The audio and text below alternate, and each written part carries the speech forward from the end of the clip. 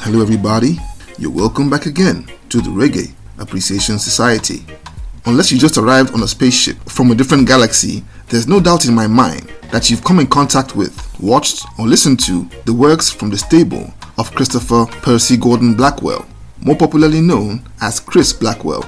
This juggernaut of a businessman is one of the world's best known creative industry entrepreneurs and has been described as one of the greatest ever music executives. The company he founded, called Island Records, is probably the most diverse and influential record label of all time. Though Island Records revolutionized popular music in general with groundbreaking and era-defining pop and rock acts like U2, Cat Stevens, and Roxy Music, he is mostly celebrated for bringing Jamaica's indigenous sound to the world's attention. Blackwell's love and passion for the island's music drove him to single-handedly launch reggae into the global reckoning as a serious and bona fide genre of music. He went from being among the first people to record ska to producing universal megastars like the Wailers, Black Uhuru, Jimmy Cliff, Burning Spear, Steel Pulse, and so many more that put Jamaica on the map as a world music and cultural superpower, as well as spreading the Rastafarian faith around the globe.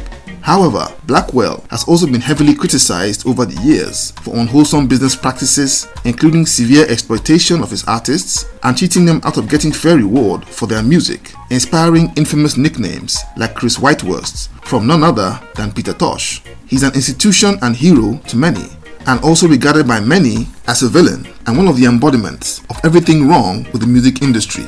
So let's take a look at the life and times of this icon and try to answer the question, is Chris Blackwell truly reggae's greatest champion or biggest villain? He was born on the 22nd of June 1937 in London into an upper-class family. His father was a member of the Blackwell clan, founders of the Cross and Blackwell business empire, and his mother from the prominent Lindo family that became extremely rich and famous for producing Jamaica's Appleton rum.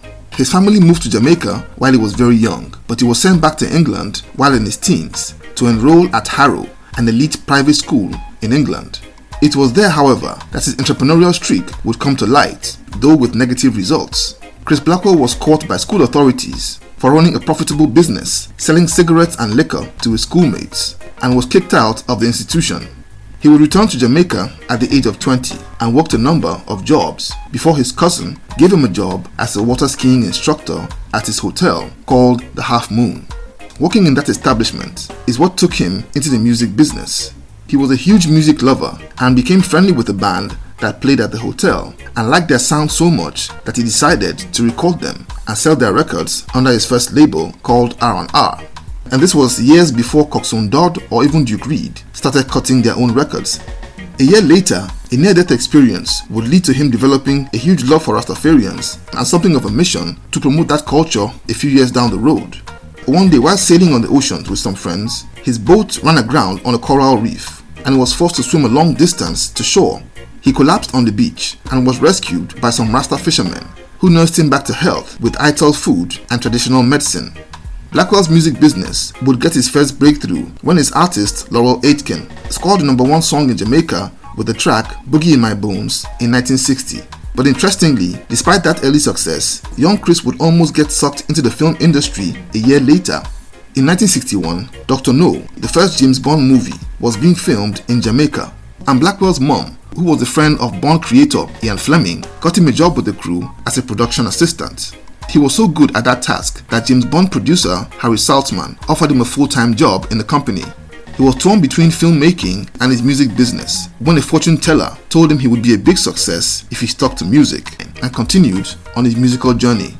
After Jamaica got independence in 1962, he moved back to London and took his business operation with him. And he made the decision to relocate after it hit him that he lacked the skill set to compete with the likes of Coxsone Dodd, Duke Reid, Leslie Kong, and other Jamaican producers. Instead, he built his business model around getting licenses from those Jamaican producers to import their music and resell them to the vibrant and surging West Indian population in the UK.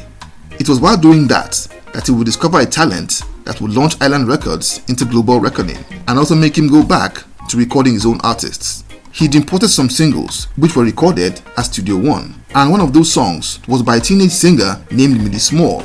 He was blown away by what he had heard and decided to make Millie Small an Island Records artist and call Coxsone Dodd asking for permission to sign Millie, who was then his artist. After getting Dot's blessing and approval of her family, he flew Millie Small to London and would record the song My Boy Lollipop, which went on to become a massive worldwide hit that flew up to number 1 in several countries and sold 7 million copies before the end of the year, becoming the 3rd best-selling single of 1964.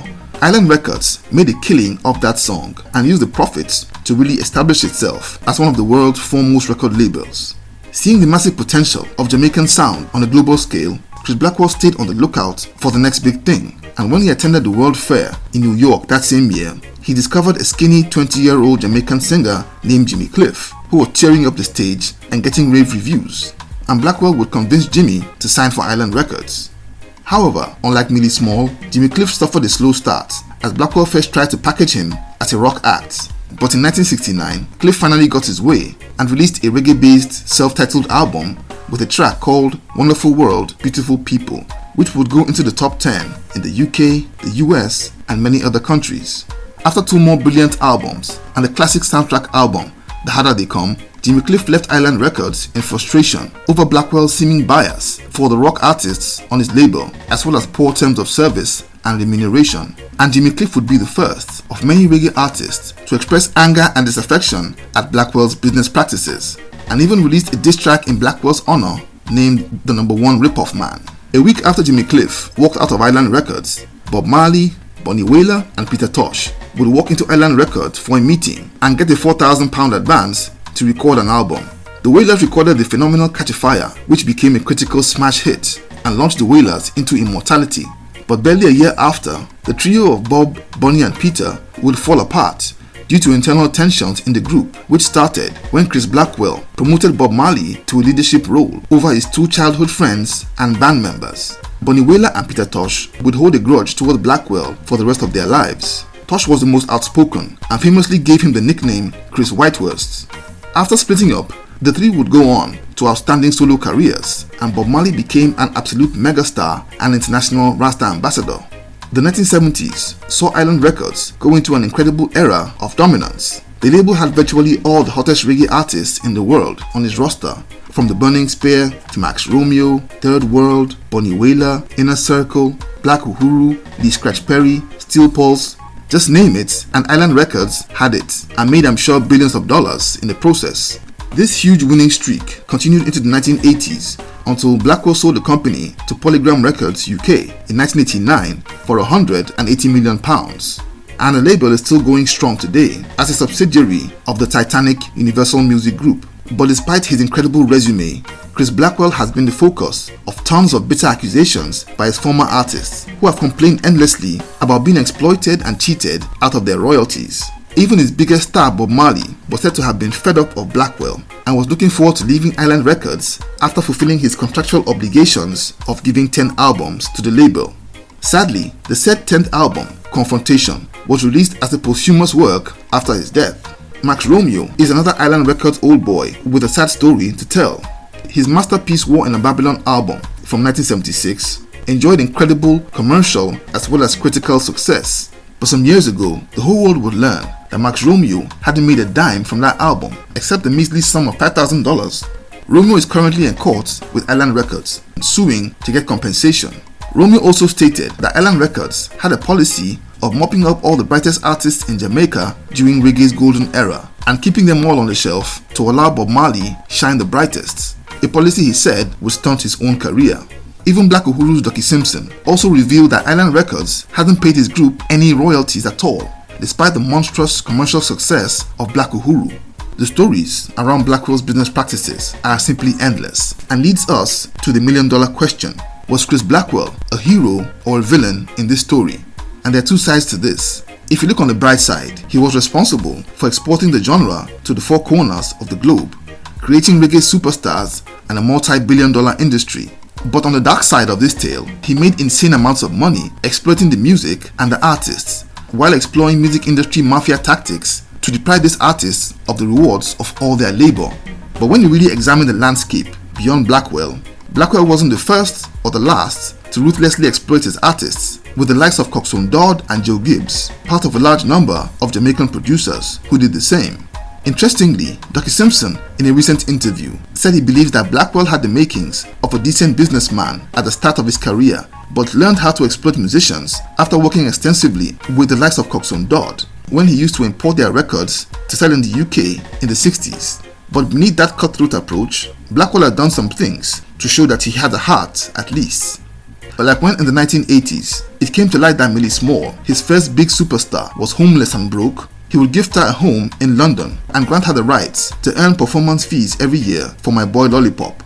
There are also plenty of unconfirmed stories about Blackwell authorizing settlement payments to the Marley family and musicians like Aston Barrett over the years. So if you asked me my personal opinion on Chris Blackwell, I would say the man is like many in the music business, a hero, albeit a badly flawed one. He began as reggae's ultimate champion, but rather than chart his own course, he opted to align himself with the murky and crooked rules of the music industry. But ultimately, he created something that is magnificent, and whatever he took out or exploited was definitely a lot less than what he gave to the music that we love so much. So there you have it. Thank you for watching the video today. Please leave a like, subscribe, and until next time, God bless.